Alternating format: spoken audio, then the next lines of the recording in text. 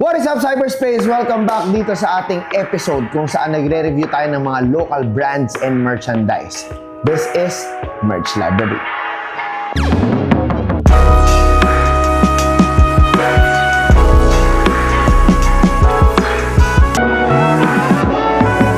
So maraming salamat kay Joshua at kay Mark Baya ng Fivers.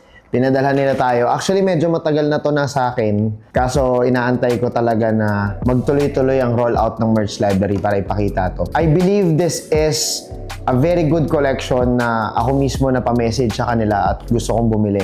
Pero, syempre, ayaw nila ako magbayad. So, pinadala nila tayo. And super excited ako. Ito yung kanilang box logo na rhinestones. So, check out natin. Meron tayong dalawang bag na may tag-dalawang merch. So, check out natin. Kunin muna natin yung nakatago nating gunting. Kita nyo naman, meron silang parang Fivers logo. Ang gusto ko dito sa Fivers logo na to, parang sa NBA, yung finals. So, yan. Check out natin. Alam naman natin ang Fivers, isa yan sa pinakamagaling gumawa ng mga labels, hang tags, and syempre, kanilang mga packaging laging the best at on point. So, meron sila dito. Ang ganda ng kulay. Fivers. Follow our socials at Fivers Clothing PH. Check out yan. Meron silang website, www.fiversclothingph.com. So, check out natin yung unang merch. Ganito siya. Ayun, oh. Ganito mo siya bubuksan, guys. Kita nyo naman yung kulay. Ano ba tawag sa ganitong kulay? Nag-iiba-iba. Okay. Pag nakuha mo yung merch, meron kang kasamang, wow! Fivers, thank you. Siyempre, thank you card. We truly appreciate your support. I appreciate your support too, Josh and Mark. Maraming salamat, Mac. Sobrang solid nyo ni Josh lagi. Fiversclothingph.com. Check out nyo yan. Meron silang binigay na sticker, yung Fivers Rhinestone sticker. Meron pang kasamang wash care instructions na nakahiwalay. Kita nyo naman yung details, guys. Hindi lang siya nakadikit sa damit, nakahiwalay talaga. And yung mga gantong bagay, hindi to mura. So, ma-appreciate mo talaga yung branding kapag they put so much efforts into details such as this. Turn garment inside out before washing. Oo. Importante nga naman kasi yung wash care instructions sa klase ng materials na ginamit at sa klase ng print na meron. Meron din sila parang lihaw, Fivers na logo, and syempre yung parang silver and black. Pakita ko ng merch. Charan! Pucha, sobrang ganda. Grabe. Para siyang box logo ng Supreme. Alam naman natin, mahilig tayo sa Supreme. Kung gusto niyo ng Supreme stickers, message lang kayo. I-share niyo lang tong video na to. Hahanapin kayo ni Arvin at ni Harry. Papadala nila kayo ng stickers. At syempre, Fivers stickers, papadala namin kayo. Napakaganda. This is size small. Medyo oversized yung sizing nila dito. The hang tag is here. Napakaganda. Meron silang woven label. Merong 100% cotton pala ang gamit nila. At merong woven size tag. And meron din silang branding or woven label on the side, Fivers, sa right side ng shirt. Diba, napakaganda ng t-shirt. Nasabi ko nga, ito yung logo, rhinestone siya, guys. Hindi ito madaling gawin. At alam naman natin, there's so much effort at hindi siya mura. So, just to secure the materials, to print it, or to put it in here, in this canvas, mahirap na. Pero mind you guys, the quality of the merch, it's so good. Even yung ribbing, yung neckline, napakaganda. Quality yung tahi. Alam natin cut-in sew siya.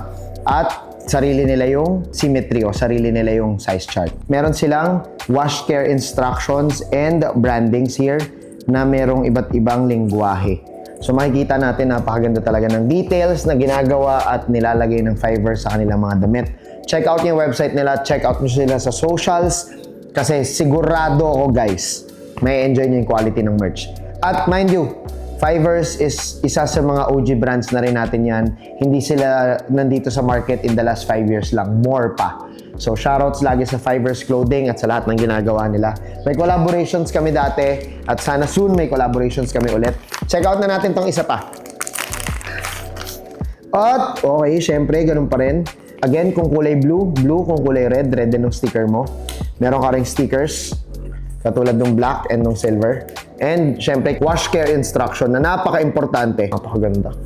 Sobrang solid. Susuot ko ito palagi. Maraming salamat. Again, guys, pares lang naman kung ano yung unang shirt. Ito lang, pero kita niyo red. So, kung red boys ka, Fivers na red rhinestone. Kung blue boys ka, Siyempre, blue susuotin mo. Pero kung wala kang kulay, okay lang kahit ano isuot mo, okay lang din yun. Basta Fibers Clothing. Check out na rin natin to isa pa. Let's go. Alright, meron pa tayong dalawa. So may apat tayong merch. Buksan natin. Tignan nyo, reusable pa yung packaging nila, oh, di ba? Okay, this is white. So yung kanina is black shirts. Ito naman, white shirts. White shirts with same. Thank you card, stickers, wash care instructions. Ang ganda. This is Tiffany blue. Kita nyo naman, di ba? Quality, oh. Quality yung tela. Tignan mo to. Tignan mo yan, oh.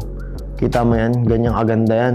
Ang sarap nito isuot. Ang bigat niya sa pakiramdam, pero oh my God, this is so nice. Maraming salamat again kay Josh. Tsaka ang ganda, oh, kung white, meron silang cream na hang tag.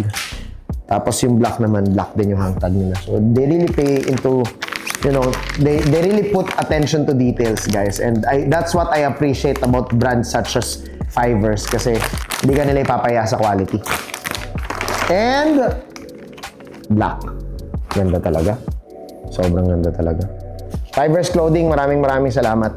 Kung gusto niyo ng mga ganitong klaseng episodes, nagre-review kami ng local brands and merchandise. Kung gusto niyo, may brand kayo, gusto niyo magpadala kahit anong klaseng merch, padala niyo dito. Kahit pagkain yan, padala niyo dito. Nasa description sa baba.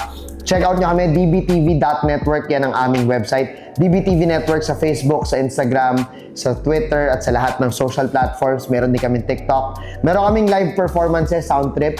And syempre, meron akong podcast every Sunday. Check out niyo yan, Dog Brock Podcast. And yeah, check out yung personal vlogs ko, Dog Brock. So yeah, maraming salamat. Kita tayo sa'yo ulit. Keep on winning.